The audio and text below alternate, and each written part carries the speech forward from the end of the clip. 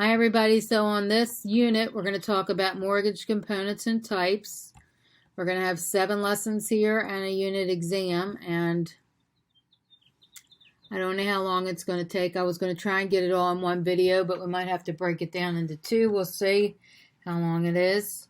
So if you need assistance with any of this type of stuff here, payment components, taxes, insurance, types of mortgages, VA loans, rural development loans, any of that kind of thing, just follow along.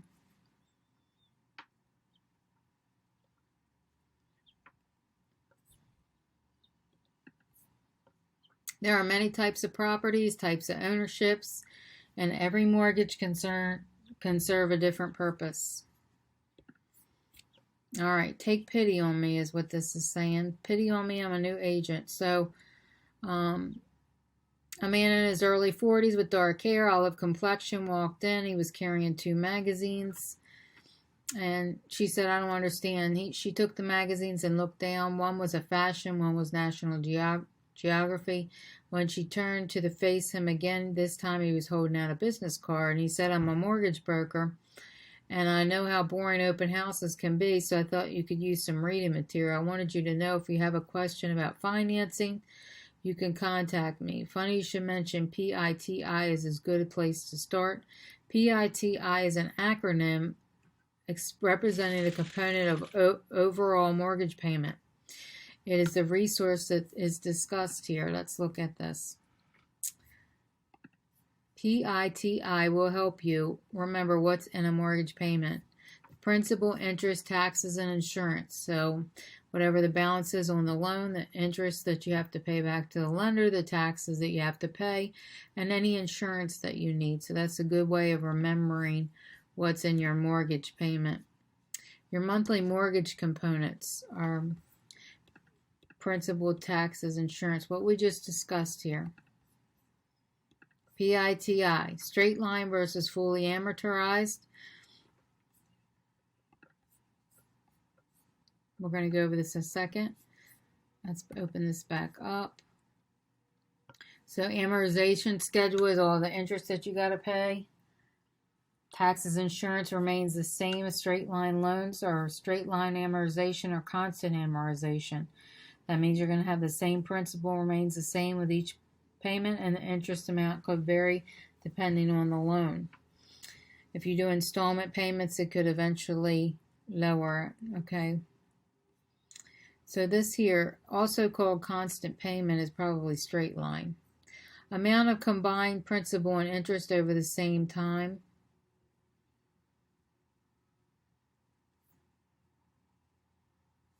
Amortization loans up here. So this is the borrower's installment remains the same through the loan, unless it's an adjustable mortgage rate. Oh, this one's amortization too, by the way, because it says it up here. It's referred to as the constant payment method. Payment charges change over time, beginning of the loan, also called constant amortization.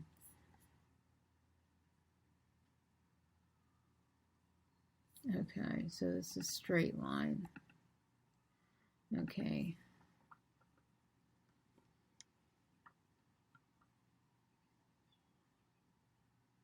All right, reserves for taxes and insurance. Okay, as you know, additional home ownership can happen. So let's look at this. Reserves. You always want to have reserves, a concept. Now, lenders have a vested interest in making certain that their borrowers stay up to date on their taxes and insurance, that their escrow account is good. So lenders must require borrowers who live in floodplains to obtain flood insurance.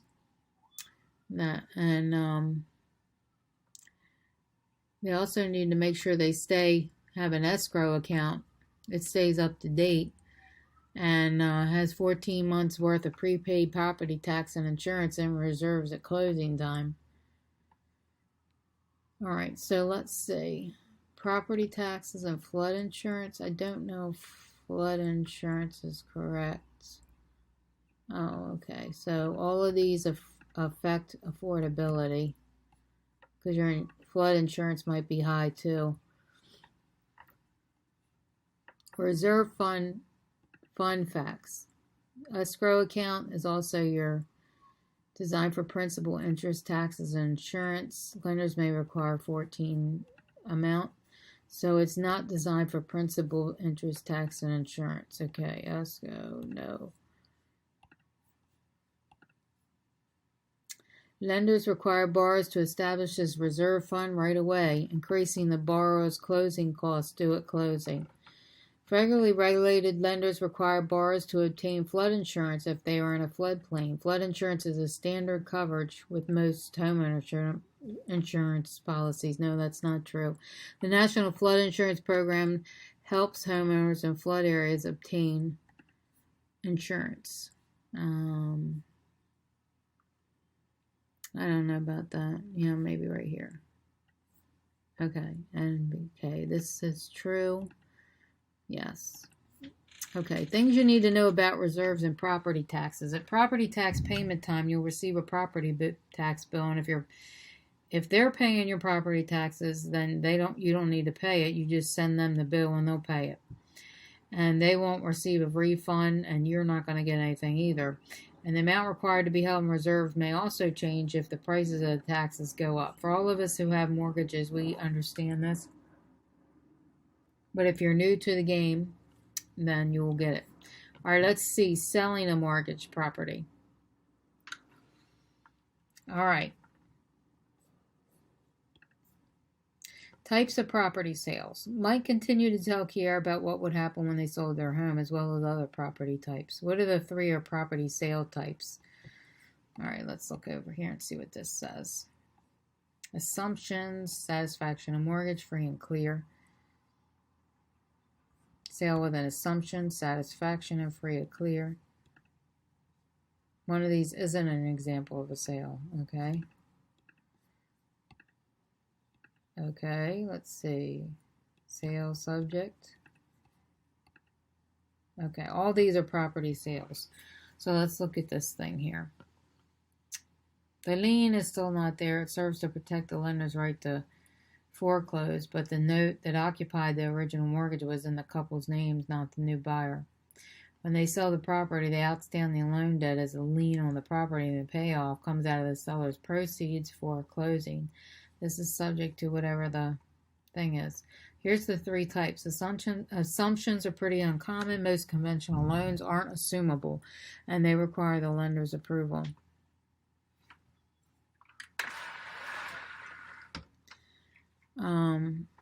If the buyer does not assume the seller's mortgage, the buyer assumes liability for the mortgage and personal liability for the note. The seller also remains responsible for the mortgage and note as well. Okay. If the new buyer doesn't make mortgage payments, the seller could end up owing on the property they no longer own or possess. They need to have the attorney get them released from liability and make sure the mortgage is recorded. So, and the release of the mortgage is called a satisfaction of mortgage. Did you get all that? It's better to go through some questions so we can make sure we understand this. Both are equally important. Recording protects the new buyer's interest, and it also puts the public on notice about the new ownership. Without recordization, a subsequent buyer could come along and purchase the property from the seller and record the purchase, and the first buyer would have a hard time claiming title to the property if it's recorded in somebody else's name. And the best sale is free and clear, where the seller is released from all property or all liability. And the very best is a cash deal, which is just all kinds of easy. And I've never got to that point as of yet, but that would be awesome. The seller is released from all liabilities. Any loan is paid off prior to closing.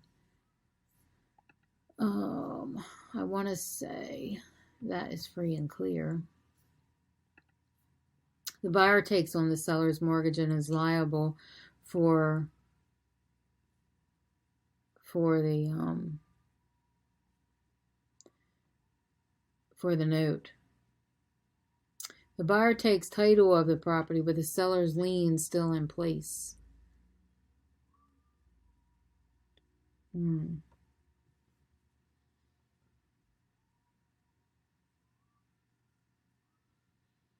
I don't know. All right, but buyer doesn't assume the buyer's liability and personal liability. So this one might be assumptions, and this might be this. Let's try it. Okay, so that was confusing, but here we go. We got it right. The buyer takes on the seller's mortgage and liability for the note. If you need a screenshot, here you go. I'll leave this up for a couple seconds.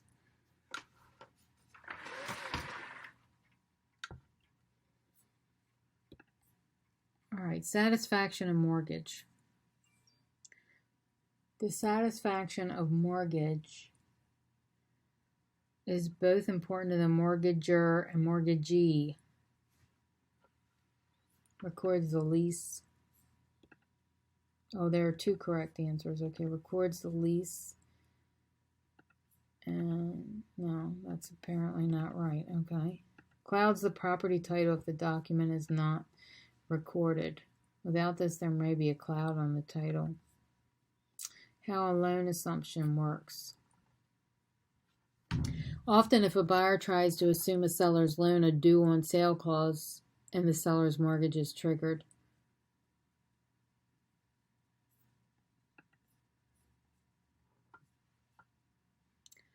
All right, some buyers, rather than take out a new loan, will take over the payments of the seller's existing loan. And this isn't always possible.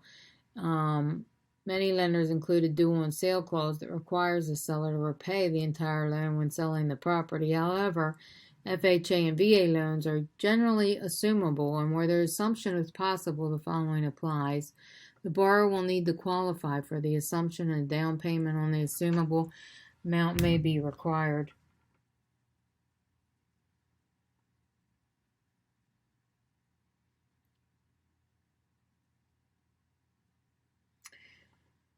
Okay, while the buyer may assume the debt, the lender may specify different terms, making any advantages to the assumption mute. Buyers should make sure they understand all terms. Buyers ask the seller if the seller considers an assumption what the loan balance is. All right, so I'm going to say true on this one. If the interest rates have fallen since the seller's known. Loan assumptions may make sense for buyers if interest rates have fallen.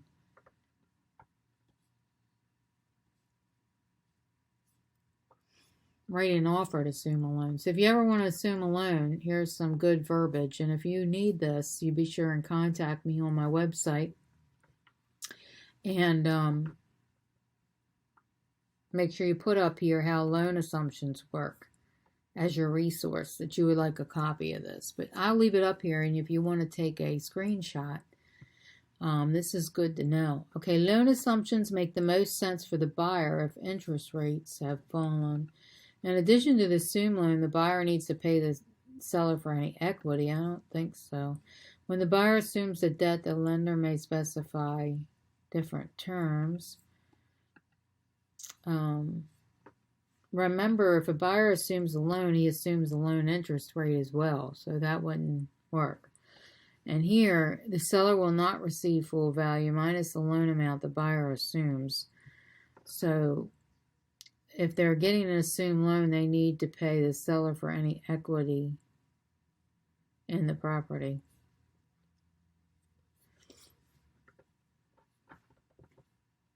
So all of these are true except for one, and that's this one. Yeah, we'll go back through this one more time. Okay, so if they're trying to assume the loan, a due on clause in the seller's mortgage is triggered. The loan assumptions, they will have to assume the interest rate. They will also have to assume paying the equity, and they have to assume the debt for whatever terms the lender is telling them they have to take. I don't know how this is a good deal unless their credit is so bad that they can't get them their own mortgage. I don't really know why they would do that. All right, mortgage lenders. All right, I'm not going to read these because we're trying to move it along a little quicker and nobody really cares. That's not on the test, so we don't care. All right, associations that accept savings deposit and offer loans. Savings and loans, right? national banks that offer consumer and bank loans, commercial banks, and member-based cooperative loans are like credit unions, and companies that finance mortgage loans, but specialize in insurance, probably insurance companies, and these are groups that lend to avoid company conventional financing. Okay, so I had all the answers right here, so that's why we got this right. If you want to take a screenshot, I'll leave this up for a second. Just breaking down all the different types of banks.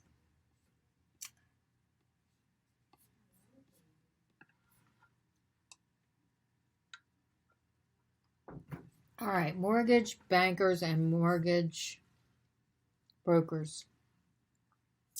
Mortgage bankers have in-house loan processors and underwriters, can close quickly, has narrow offerings, which are limited to their own products, work with multiple lenders. Brokers are the ones that try and go to the bankers to get you the best deals on interest and stuff. They don't actually lend money. So I got all of these right except for one. Has narrow offerings, which is bankers. Okay. All right, do the lending, have writers, can close quickly, have narrow, often limiting to their own products. Okay, so that's how you just remember that. It's pretty easy. If you've been doing this a while, I'm sure you know this. Brokers try and go to the bankers for you and negotiate on your behalf, but they don't actually do the lending, okay? Types of mortgages were in lesson 5.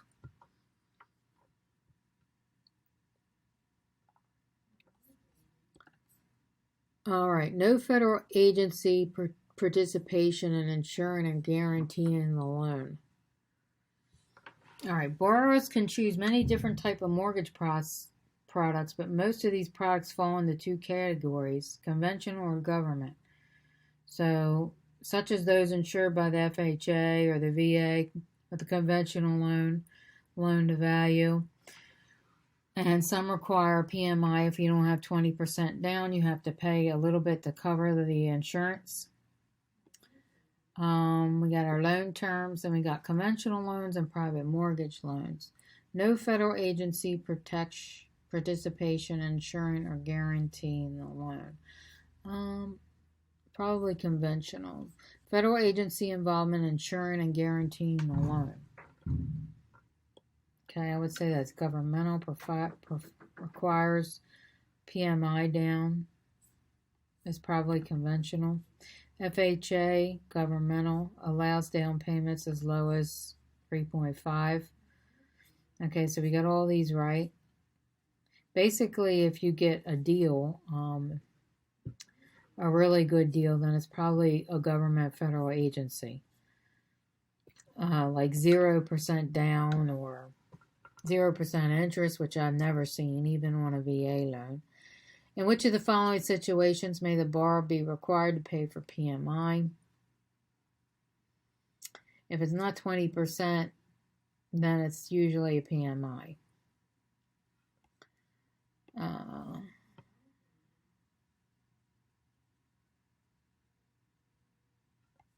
Okay. So I'm thinking maybe this one. In which of the following? Using a conventional loan with a 10% down, $10,000. So this isn't 20%, so that's why I'm thinking it's that. You know, if they would have did this one with 20% down, they wouldn't have to pay a PMI. What are 2 PMI cancellation scenarios? All right, when automatically, well, I don't know if it's automatically. I think you have to request it.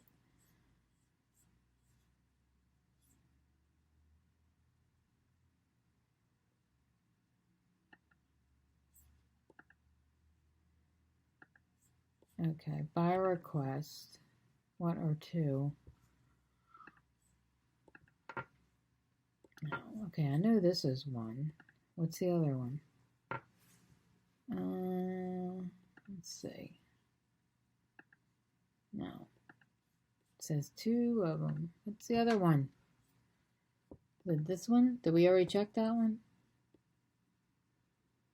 There is one automatic one. Okay, well, which one is it? This one? Okay, there it is. 22% of the original property value. So, but most people will request it because you're not going to wait around for them because they're going to take their time. They're going to lose money. They're going to take their time. Okay, VA loans.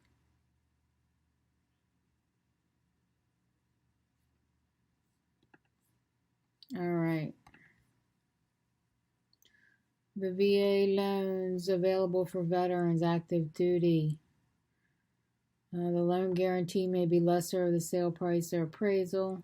It's called a CRV. The U.S. Department of VA insures the loans. Guarantees the loans. The borrower must be an eligible veteran. Borrowers are not required to have a down payment. Veterans can use the VA loan for investment properties. I don't think so. No, not investment properties. The loan is 100% of the CRV or the appraised value. All right, let's see how we did. Got one wrong. They do not insure it. They are guaranteed not insured. Okay.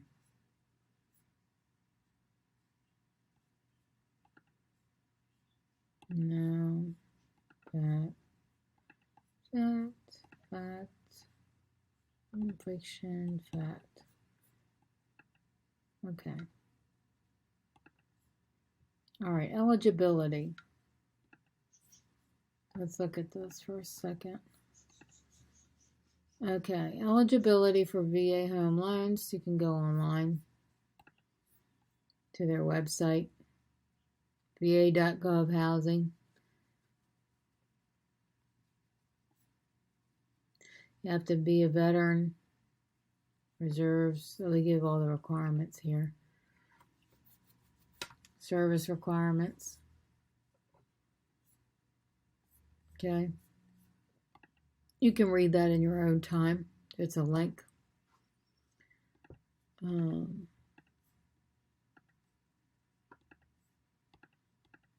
don't need a statement from your commander. You just need a certificate of eligibility showing that you actually have been in the military and you are a veteran.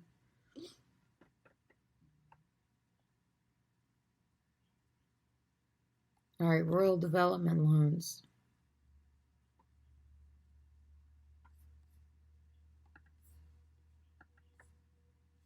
The Farm Service Agency administers these. Is that true? Specifically for family farms. They are through the Farm Service Agency and agency of USDA. And they will make direct loans up to 100% to keep the mortgage costs low. The loans could be set up to 33 years.